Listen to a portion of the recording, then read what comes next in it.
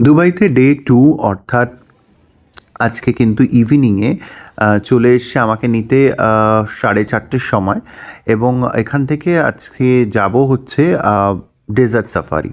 তো ডেজার্ট সাফারিতে একদম আমার যেহেতু রিকোয়েস্ট করাই ছিল যে আমি যেন ফ্রন্ট সিটটা পাই, তো ফ্রন্ট সিটটাই করেই আমি ডেজার্ট সাফারিতে গেলাম।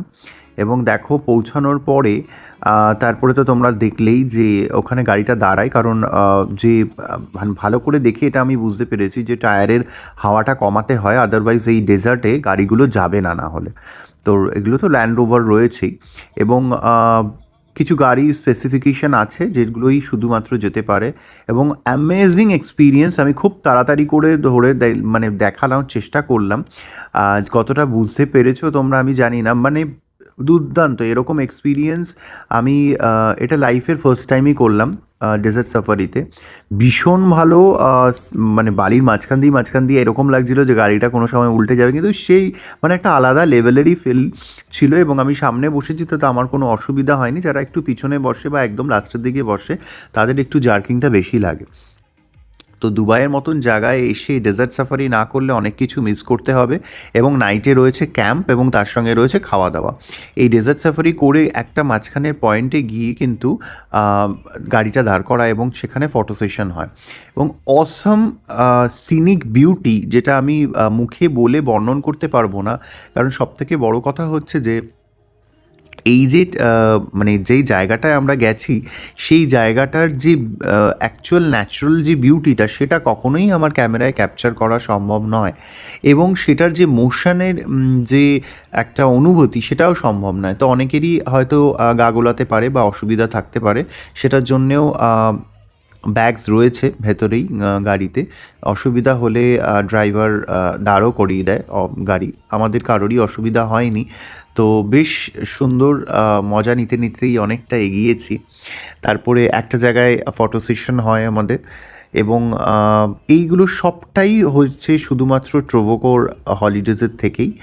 হ্যাঁ, এটা কিন্তু কোনো পেড প্রমোশন না। আর সবসময় আমি যে ব্লগগুলোতে বা আমার যে কোনো কন্টেন্টে আমি যদি বলি, যেটাই বলি না কেন, সেগুলো কোনোটাই এখনও পর্যন্ত পেড নয়। আমার নিজস্ব এক্সপিরিয়েন্স, আমার নিজস্ব জায়গা থেকে ভালো লাগে, এবং কোথাও গিয়ে মনে হয় যে আমি সত্যি যদি শেয়ার করি কিছু মানুষ উপকৃত হব, তার জন্য আমি শেয়ার করি। কোনো রকম আর্নিংয়ের জন্যে কিন্তু আমি শেয়ার করি না।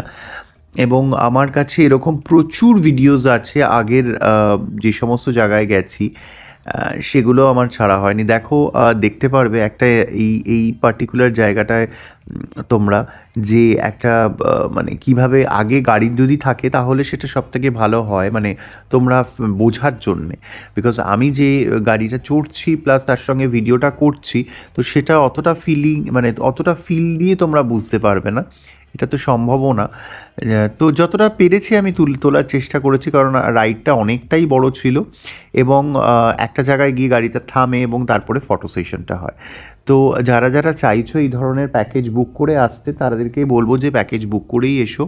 হ্যাঁ, এবার ডেজার্ট সাফারি ঢোকার সময় প্রচুর রকমের তোমাদের বিল বলবে, তোমরা পার্সোনাল কোনো কিছু নিতে পারো সেটাও বলবে, মানে যদি বাইক সিস্টেম ছিল বা দুজনের রাইডারের হিসাবে, তো সেগুলো কিন্তু সমস্ত আলাদা চার্জেস। একজনের নিলে 150 দিরামস, আর দুজনের নিলে বোধ হয় 300 দিরামস, উইচ ইজ কোয়াইট কস্টলি। তো আমি এগুলো কোনো কিছুই নিইনি, যেটা আমাদের প্যাকেজে ছিল সেটাই আমরা করেছি। এখন দেখুন বিউটিফুল সানসেট, আর মানে বলার কোনো ভাষা নেই, এবং এই গাড়িটাতেই আমরা এসছি। তো সব মিলিয়ে এইটা শেষ হলো, এবং নেক্সট হচ্ছে ডেজার্ট সাফারিতেই নাইটে আমাদের আরও প্রোগ্রামস রয়েছে, সেটার জন্যে এবার দেখা যাক কতটা কি। দেখো অলরেডি হাওয়া মানে ঠিক করে নিতে হয়, যখন রাস্তায় চলে একরকম, বালিতে চললে আরেকটা। সো সেটার মধ্যে এখন এই নাইট ক্যাম্পে যাচ্ছি। তো নেক্সট ব্লগে তোমরা নাইটের ক্যাম্পে কী কী করলাম এবং অ্যাক্টিভিটিস কী ছিল সেটা দেখতে পারবে, এবং সেটা দিয়েই শেষ হবে ডে 2 এর ব্লগিংটা অফ দুবাই। তো আশা করছি আর যতগুলো আমি ছোটো ছোটো করে ক্লিপিংস নিয়েছি তোমরা সমস্তটা বুঝতে পেরেছো, কারণ মেন উদ্দেশ্য হচ্ছে আমার শুধুমাত্র যে তোমাদের যেন আসার পরে কোনো রকম অসুবিধা না হয়, একটু হলেও হয়তো হেল্প হয়ে গেলেই সেটাই অনেক বড় আমার কাছে পাওনা হবে।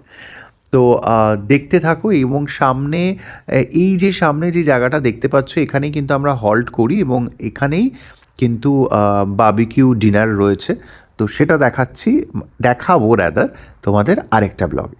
টিল দেন ফলো করতে থাকো এবং ভেতরের এনভায়রনমেন্টটা দেখো এই রকম ছিল।